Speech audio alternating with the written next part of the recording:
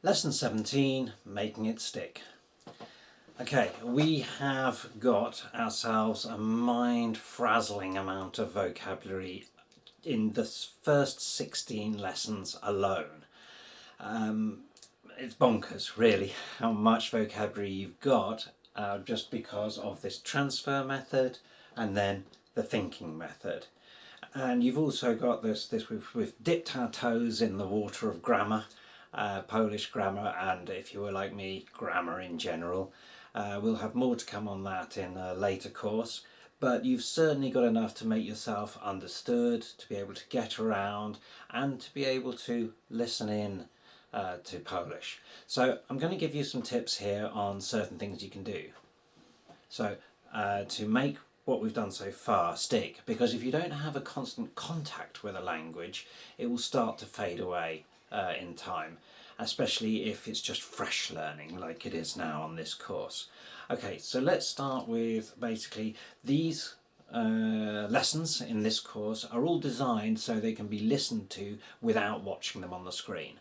So do that. If you've got this kind of Bluetooth connection in the car, then when you're sitting in a traffic jam, you can listen to any one of the lessons and just jog your memory about certain things.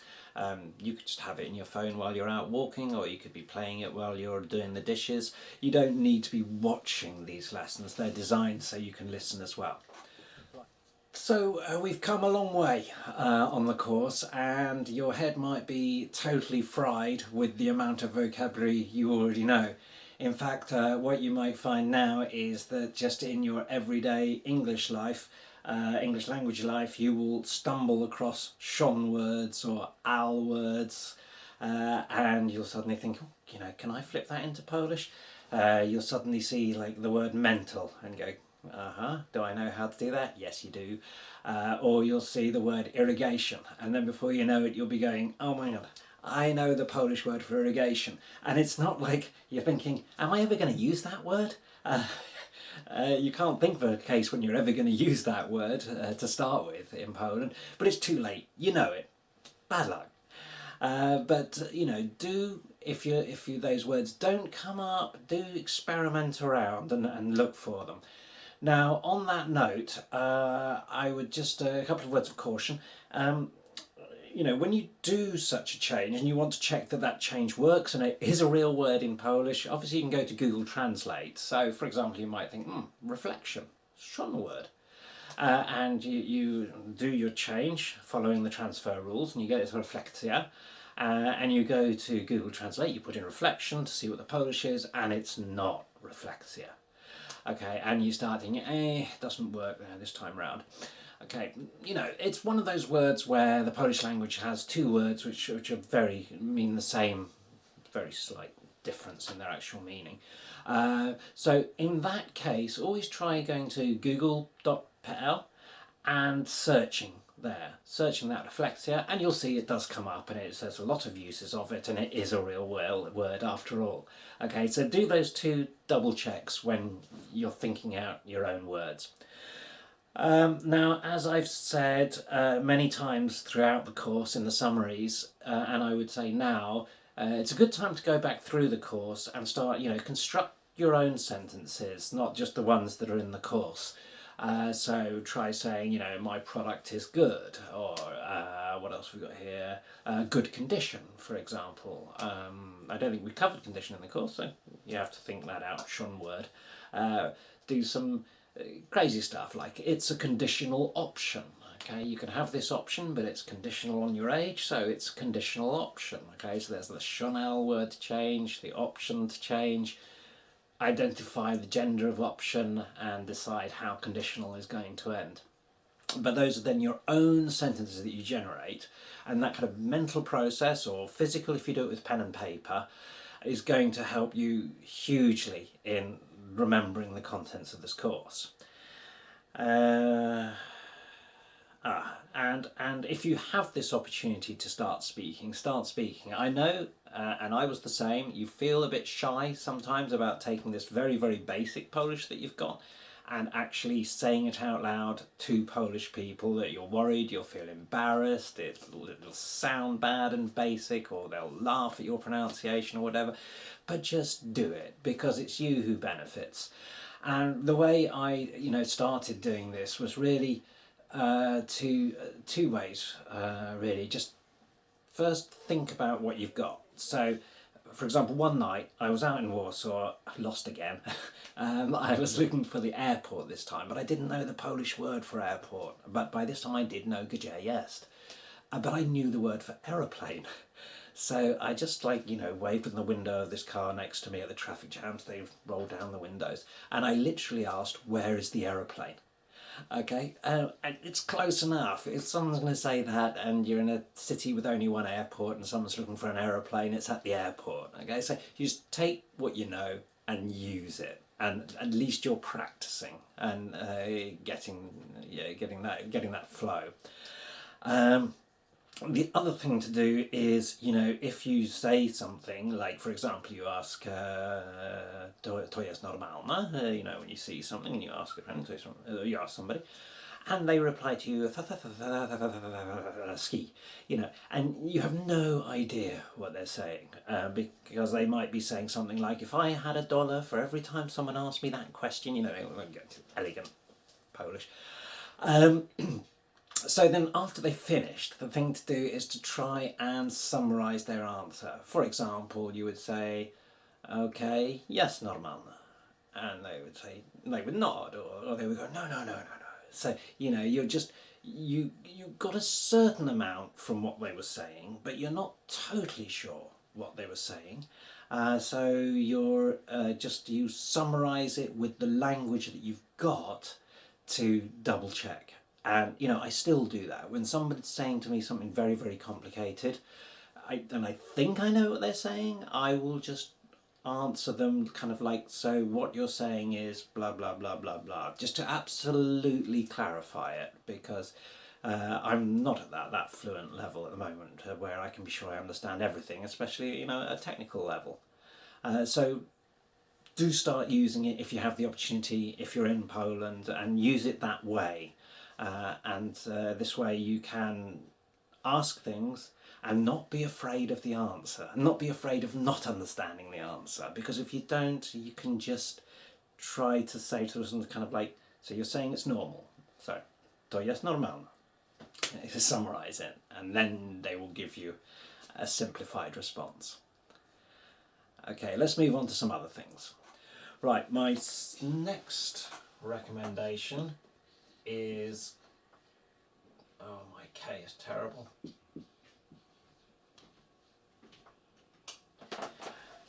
A radio station called Tok FM. Sounds like talk. Unfortunately, that's not the Polish for talk, but Tok FM. And you'll see on the screen now the website where you can go and listen online for free. If you're already in Poland, in most major cities, you can pick it up on a normal radio, but you can also listen to it for free over the internet. So let's just go through that. You go to that website and you'll get one of these very annoying pop-ups which tells you that something's going on and you need to accept something. And just bring it up on the screen now. You see that blue button there at the bottom left?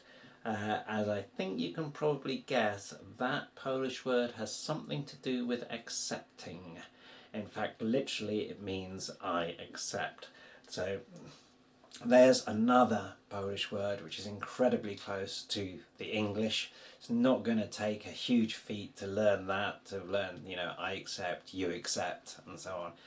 So lots of words like that. So once you've accepted, down at the bottom of the screen you'll see you've got two options. You'll see włącz radio.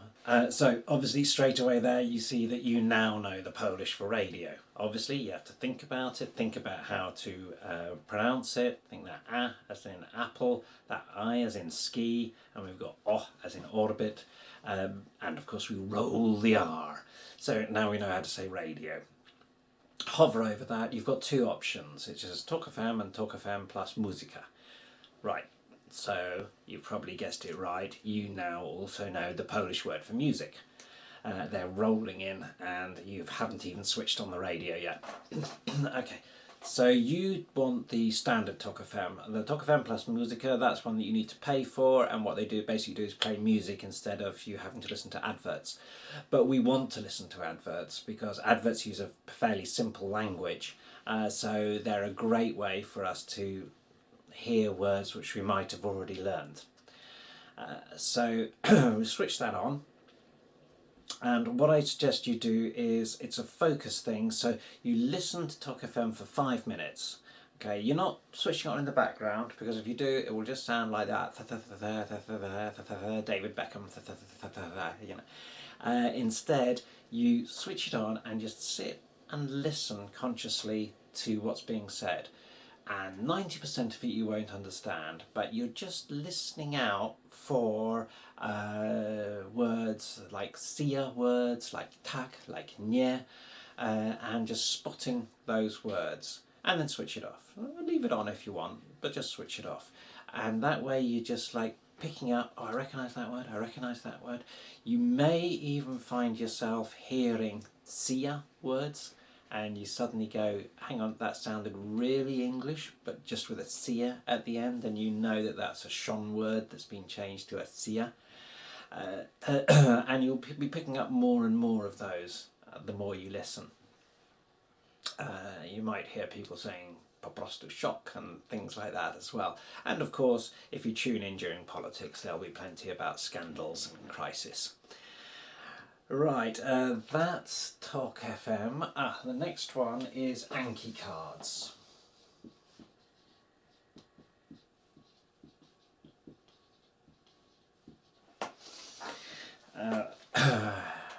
This is something for your laptop, and it shows you one side of the card, and then you fill in what should be on the other side and see if you've got it right. I'm showing the website now on the screen. You head over there, you download the Anki app onto your computer and install it.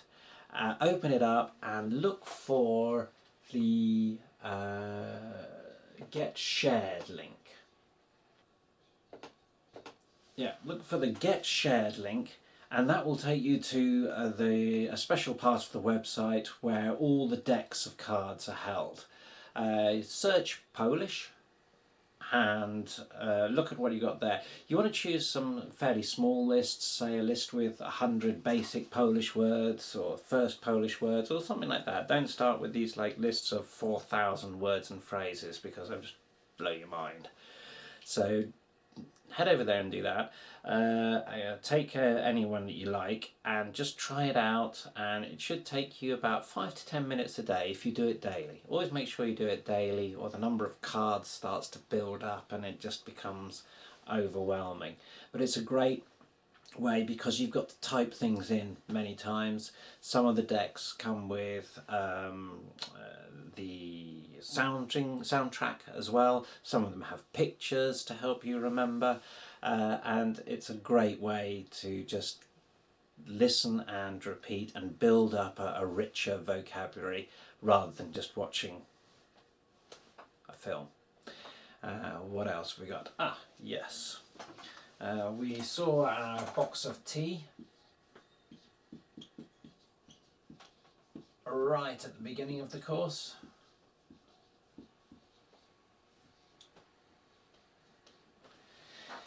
Go shopping, ideally food shopping. If you live in many European countries, there will be a Polish shop near you, so track it down, and they're usually shops which are selling Polish foodstuffs. And food is especially good because it's covered in writing. The package is covered in writing, and very often it's quite simple writing. So you can just go into those shops, pick up some products, have a look, see what you understand, see what you think you might understand. Of course, now you could take a word, because most words you know how to pronounce. You could take a word and you could ask the shopkeeper, what is this? What is smack in English? And so you were able to expand your vocabulary and feel it in use in real life. Where I used to live in East London, in the Tesco supermarket, there was also an aisle that was specifically called Polish food, So there was lots of foodstuffs there. Or if you're already in Poland, then obviously everywhere. What else? Okay. I think this one is... yes.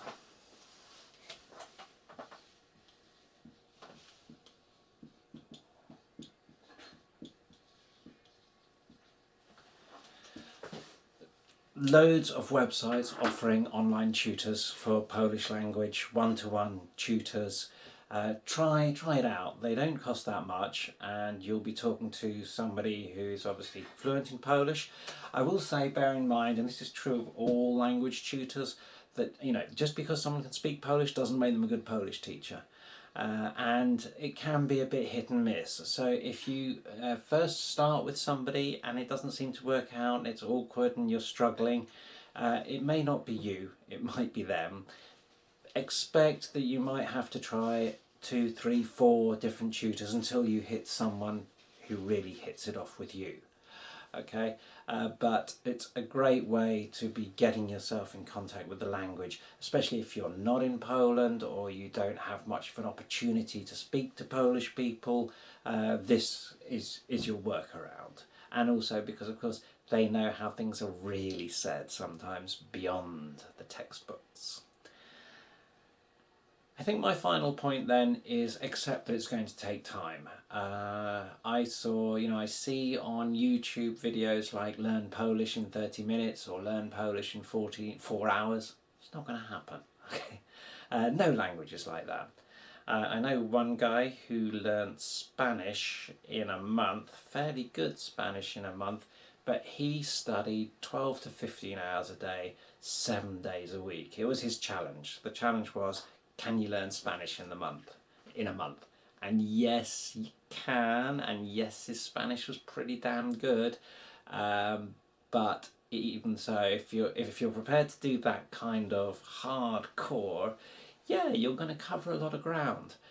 But otherwise, like most of us, you've got other things going on in your life, and you can only make so much time for learning Polish. So just accept that, like any other language, slowly, and I'm preparing the next course, which will take us through the next steps, where we slowly enter into, for example, the hardest bit, Polish grammar, but we get even more words using language transfer, and we see even more words which are so close to English that they're pretty much the same. So all we need to do is explore the grammar bit by bit by bit. That's it for this course. So all that's left for me to do is to give you the Polish for goodbye, which is actually not goodbye because there's no dobra in it. It's more kind of like until I see you, or until I see you again, a bit similar to the French. Okay, see you later. Do widzenia. Do widzenia.